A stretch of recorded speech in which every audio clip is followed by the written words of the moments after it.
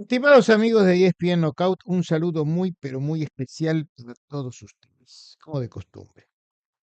Esta semana pasada estuvimos transmitiendo con Alejo Rivera y la belleza de Chris Namus un festival en Canadá, en donde Steve Butler terminó ganando por nocaut técnico en el noveno asalto a Fonju, en un final muy dramático, porque más allá de cómo fueron las tarjetas y demás, lo cierto del caso es que cuando se producen estos triunfos ya sobre la hora, cuando se acerca el final de la pelea, siempre hay una cuota diferente de adrenalina, de emoción y por supuesto también de sorpresa, porque muchas veces uno ya está, no digo que resignado, pero uno ya está encaminado a saber que esa pelea está dispuesta a terminar por puntos. Cuando no ocurre, comienza también la afluencia de esa adrenalina muy especial. Seguramente ustedes deben tener en su memoria más de un recuerdo. Nosotros hemos elegido algunos, porque son muchos, y porque algunos son tal vez más característicos que otros o de más fácil recuerdo. Por ejemplo, si bien no fue en el último asalto, cuando Buster Douglas dio la sorpresa frente a Mike Tyson, el triunfo, que fue relativamente agónico, porque fue allá por el 10º asalto en Japón, fue también dramático por todo lo que produjo antes y después de la pelea. Antes con la caída de Tyson, con la caída de Douglas, con la cuenta lenta, finalmente con la caída de Tyson, con la cuenta también lenta del referí, y además por la explosión que produjo la noticia de que Mike Tyson había dejado de ser campeón del mundo. Buster Douglas después nunca logró igualar aquel tremendo y semejante esfuerzo que inevitablemente lo pone en la historia grande, porque más allá de todo fue un triunfo agónico y espectacular. Que de eso se trata más o menos esta reseña, descontando que ustedes seguramente van a aportar también algún recuerdo o alguna anécdota. Por allí tengo otra. Esta es también parecida en cuanto a que no es en el último asalto y también parecida en cuanto es a nocaut técnico, pero tiene también una cuota muy grande de drama, porque fue cuando Ray Robinson se cansó de pegarle a Jake LaMotta que no se quería caer y finalmente allá en el año 1951, en el Día de los Enamorados, en la masacre de San Valentín, obligó al referí a parar una pelea que ya era absolutamente desigual, cuando parecía, sobre todo para Jake LaMotta, de que iba a cumplir su cometido e iba a terminar de pie. La Mota, el toro del Bronx, tiene por ahí también una historia también, digamos, similar en cuanto a definición categórica, pero eso lo vamos a dejar para después. Yo estoy seguro que más de uno de ustedes estará diciendo, y bueno, ¿y cuándo nombramos la de Julio César Chávez frente a Meldrick Taylor? Bueno, ahí la tienen. ¿Se acuerdan de esa pelea? Es mucho más reciente. Y cuando todo indicaba que Meldrick Taylor, que estaba severamente lastimado, tenía un problema de mandíbula y demás, iba a terminar ganando por puntos, finalmente una arremetida final de Julio César Chávez logra que el árbitro Richard Steele detenga el combate faltando prácticamente 1 o 2 segundos de la pelea y dándole la victoria al mexicano, lo que también provocó mucha controversia. Pero solamente un gigante como Chávez, gigante aún en el momento de ir perdiendo, logró revertir semejante noche, alzándose con un triunfo que terminó siendo espectacular. Por allí, hablando de Las Vegas, no puedo dejar de recordar, ustedes seguramente también lo tienen por allí, aquel primer épico combate entre Ray Sugar Leonard y Tommy Hearns. Leonard estaba lastimado en un ojo, de hecho después tuvo problemas por esa misma razón, frente a un Tommy Hearns que por lo menos en las tarjetas iba arriba. Digo por lo menos porque yo fui uno de los que en su momento, yo la transmití desde Buenos Aires, sentíamos que era la victoria para Leonard. Pero lo cierto del caso es que se veía venir un fallo complicado y una derrota. Y es ahí cuando Leonard arranca con toda su vigor, con toda su potencia, lo somete a Tommy Hearns a un tremendo castigo y obliga al referí, que era Dave Fair, a parar la pelea cuando allá por el 14º round todo parecía que era para Hearns o por lo menos por puntos, pero no de la manera tremendamente dramática como terminó. Tengo otras por allí que ya hemos comentado y que han sido muy especiales como la de Muhammad Ali frente a Joe Frazier en Manila, en Filipinas, por allí alguna de Tyson Fury frente a Bailey Wilder.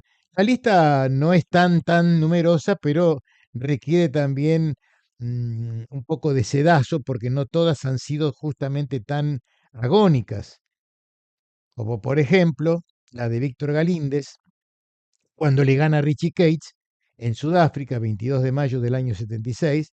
Galíndez estaba bañado en sangre, iba arriba en las tarjetas, iba ganando, pero fue una pelea muy dramática para él, muy dura, estaba muy golpeado, peleaba limpiándose la herida con la camisa de Stanley Cristodolo, el referí, y finalmente logra poner knockout a Richie Cates, faltando prácticamente 1 o 2 segundos para que tocara la campanada final. Por supuesto que fue un triunfo dramático, por supuesto que fue un triunfo espectacular, que en la Argentina todavía se sigue recordando. Pero si la pelea hubiese terminado a los puntos, como ya faltaba tan poco, igual hubiera ganado Galíndez. No quita mérito a ese tremendo knockout, pero también provoca la comparación con una similar, con el mismo referí, Stanley Christodoulou, en donde Jorge, el locomotora Castro, el Roña Castro, le gana a John David Jackson en circunstancias similares, pero no tanto, en Monterrey, porque ahí el que iba ganando el campeonato de los medianos era Jackson. Estaba tremendamente desfigurado el Roña Castro, estaba muy lastimado. Tanto que el referí Stanley Christodoulou, el mismo de Galíndez Richie Cage, fue al rincón para decirle a Castro que esta era ya prácticamente la última vuelta, porque si seguía la pelea así, la iba a tener que parar. Castro, lo mismo que su técnico, Luis Espada, le pidieron, le rogaron a Cristodolu, que aceptó, que le diera un último round, el round del campeón, del campeonato. O sale todo bien, perdemos, dijo Castro, y salió bien, porque cuando la novena vuelta empezó, Castro adoptó un papel que ya había hecho muchas veces en la Argentina y que nosotros los periodistas especializados conocíamos, pero que no sabíamos que podía llegar a dar tanto resultado, cuando en un momento comienza a hacerse sentido, retrocede contra las sogas, parece que ya no va a responder, y esto abre la confianza de John David Jackson, que se lanza a un ataque obviamente desesperado también por noquear, pero también un poco abierto, lo suficiente como para que eh, Castro tire primero una mano, la erra, pero luego vuelve con otra, con una zurda, y lo tira Jackson de una manera espectacular. Cayó 3 veces Jackson, fue nocaut técnico a favor de Castro, retuvo su corona del mundo justamente en el noveno asalto. La pelea ya prácticamente se terminaba, porque si terminaba ese asalto, ganaba John David Jackson, y de esa manera Galíndez quedó en ese escalón similar a Castro, con la diferencia que mientras Galíndez ganaba, Castro perdía. Y además en ambos casos, los dos tuvieron al mismo árbitro, Stanley Cristodolo. Dicen que la camisa, por lo menos la original, la de Galíndez, está por allí en un museo en Sudáfrica. ¿Me quedan algunas? A ver, me quedan básicamente una pelea, no es tan común, pero que ha sido recordada mucho por los expertos de boxeo, en que también actúa Jake LaMotta, el Toro del Bronx. Esta pelea, que fue en Detroit en el año 1950, fue ante un francés, Laurent Dutouil. El Toro del Bronx, el Toro salvaje, Jake LaMotta iba perdiendo ampliamente la pelea. No había manera de que ganara, eran a 15 asaltos, y ya estaba prácticamente todo consumado. Era cuestión de que el francés llegara de pie al round final, a la última campanada, como para alzarse con la victoria, pero enfrente tenía a Jake LaMotta.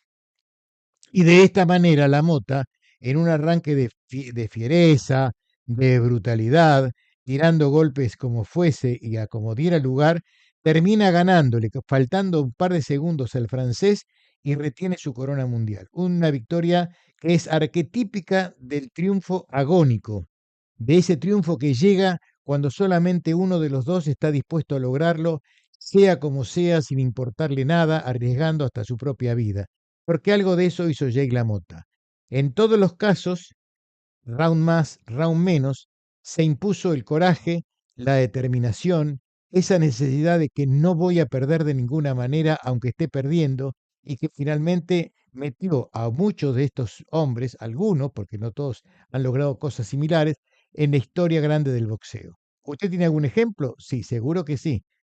Hágalo saber, porque lo estamos esperando aquí con la guardia alzada en ESPN Knockout. Nos vemos.